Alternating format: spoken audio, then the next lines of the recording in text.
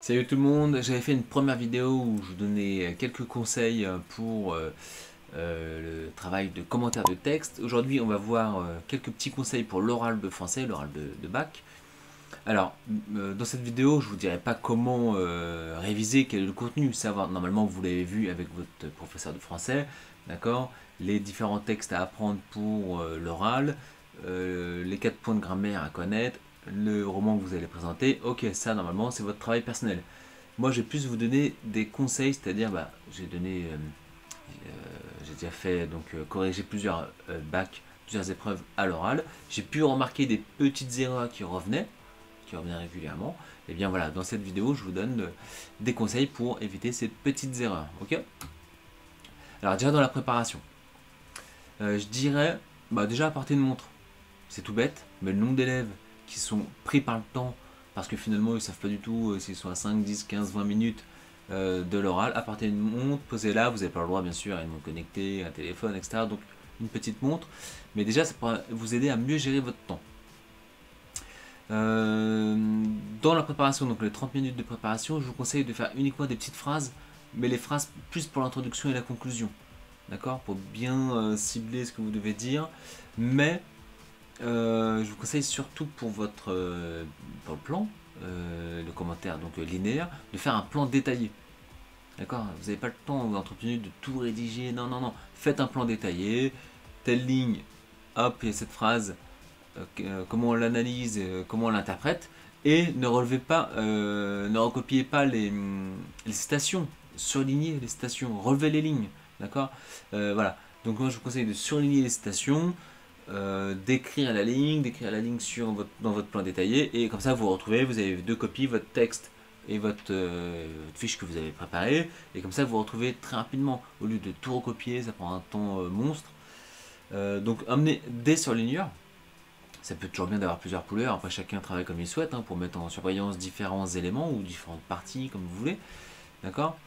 Et surtout vous relevez les lignes, puisque je vous rappelle que la personne en face aussi a le texte, mais elle ne connaît pas le texte par cœur. Il y a plein de textes, plein d'élèves qui défilent toute la journée, et elle n'a pas le temps de chercher dans le texte quand vous citez le texte, d'accord. Donc ça c'est plus pour la préparation. Donc la première étape, la lecture linéaire.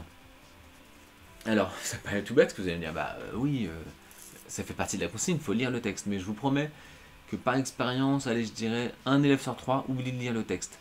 Et normalement, nous, les professeurs, on n'est pas censé parler dans les premières étapes de l'oral. Alors, on peut bien sûr le dire, ah, vous avez oublié de lire, allez-y, lisez, mais avec le stress, franchement, un élève sur trois oublie. Franchement. Quand vous lisez, n'oubliez pas, bien sûr, les liaisons. Si c'est un poème, de bien marquer un petit peu les temps, l'alexandrin par exemple. Donc faites attention à ce type de détails pour la lecture. Je vous l'ai déjà dit dans la préparation, mais là je le redis, à l'oral, quand vous faites votre commentaire, donnez les lignes, d'accord? Parce que franchement, on est vite perdu les correcteurs, on enchaîne les élèves comme j'ai dit tout à l'heure, donc n'oubliez pas de donner les lignes, au moins on se repère vite, et c'est beaucoup plus simple pour savoir ce que vous voulez dire exactement. Alors la problématique, elle n'est pas obligatoire dans la lecture linéaire, mais c'est quand même conseillé. C'est quand même mieux d'avoir une problématique avec des axes de lecture, et comme ça en conclusion, votre conclusion répond à cette problématique. D'accord. Les transitions, je trouve que souvent les élèves passent d'une idée à une autre, d'une partie à une autre, mais de manière un peu, c'est un peu brouillon, on comprend pas, et c'est parfois dur à suivre en fait. Bah tiens, là il est dans le mouvement 1, le deuxième. Faites des vraies transitions, d'accord. Vous dites ce que vous avez vu et comment maintenant, ce que vous allez voir maintenant, d'accord, pour bien qu'on puisse suivre votre commentaire. Et enfin en conclusion, je vous conseille de, au moment où vous devez répondre précisément à la problématique, de reprendre carrément les mots de la problématique. D'accord. Ça permet finalement d'être sûr de ne pas faire hors sujet dans la conclusion. D'accord. Si votre conclusion c'était en quoi Manon Lescaut est un personnage précurseur du romantisme, eh bien, quand dans votre conclusion, vous allez d'abord faire un petit résumé, un petit bilan de tout ce que vous avez vu, ensuite vous répondez précisément et vous reprenez les mêmes mots. On peut dire que Manon Lescaut est un personnage précurseur du romantisme, car... Ok. Tout ça, c'est des petits conseils, hein, vous voyez, ça évite juste de perdre de correcteur, de faire une conclusion qui est un peu hors sujet, etc. D'accord? Question de grammaire, la deuxième étape de l'épreuve orale du bac de français. Faites pas d'abréviation. Bon, à l'oral c'est assez rare, mais quand même essayez de tout dire. Complément d'objet direct, complément d'objet indirect, enfin, ok. Proposition subordonnée, complétive, conjonctive. Et dites tout, on ne sait jamais. D'accord? Peut-être que vous tomberez sur un examinateur plus exigeant sur la grammaire. Bon, bah, on évite, voilà, vous ne faites pas d'abréviation en tout cas. C'est toujours bien de rappeler très très brièvement le cours. Une proposition, c'est un morceau de phrase qui contient un verbe conjugué. S'il y a 3 verbes conjugués, il y a 3 propositions. Donc constatons qu'il y a 5 verbes conjugués, bon bah je dois trouver 5 propositions. Vous voyez, de manière très brève comme ça. Ensuite, bon bien sûr, vous savez, on doit relever les différents éléments et on donne les lignes. Chaque élément, on doit les analyser. D'accord? Et c'est bien quand même de donner une petite interprétation. On est toujours dans un exercice de commentaire en fait. Hein. En quoi l'analyse que vous avez faite là des éléments relevés renforce l'idée principale du texte. C'est bien de conclure quand même sur ça. Et souvent les élèves, je trouve qu'ils ne tiennent pas les 2 minutes, c'est clairement parce que ils sautent complètement la partie un peu plus interprétation.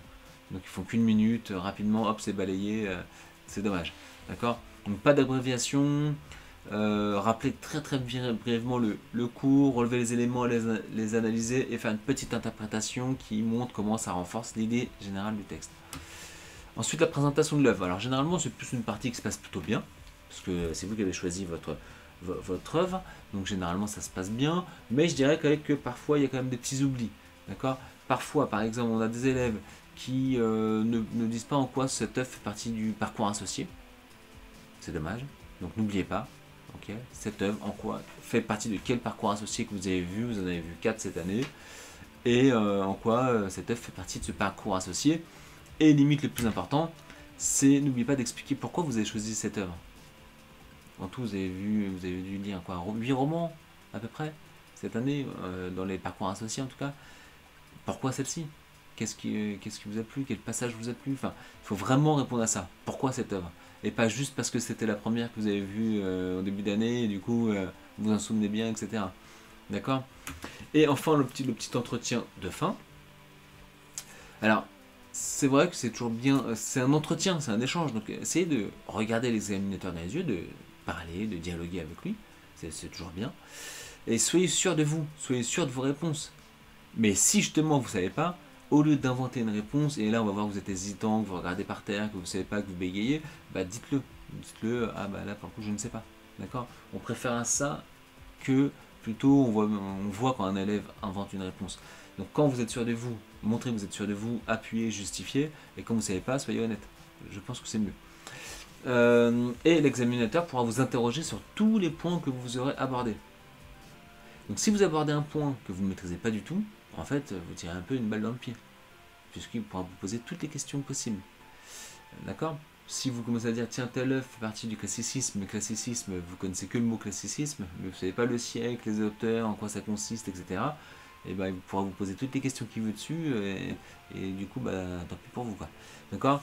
Donc n'oubliez pas que dans cette phase-là, quand vous présentez votre œuvre, l'examinateur peut poser des questions sur tous les points que vous avez abordés. Ok, voilà, donc c'est que des petits conseils en fait, vous voyez, dans cette vidéo là, ça permet juste de faire le point sur les différentes erreurs que je vois de manière récurrente et qu'il vaut mieux éviter de faire. Si vous avez des questions, n'hésitez pas dans les commentaires et je me ferai un plaisir de vous répondre. Et venez me dire ensuite si vous avez réussi ou non, enfin, si vous pensez avoir réussi ou non votre examen oral du bac de français. Allez, à bientôt!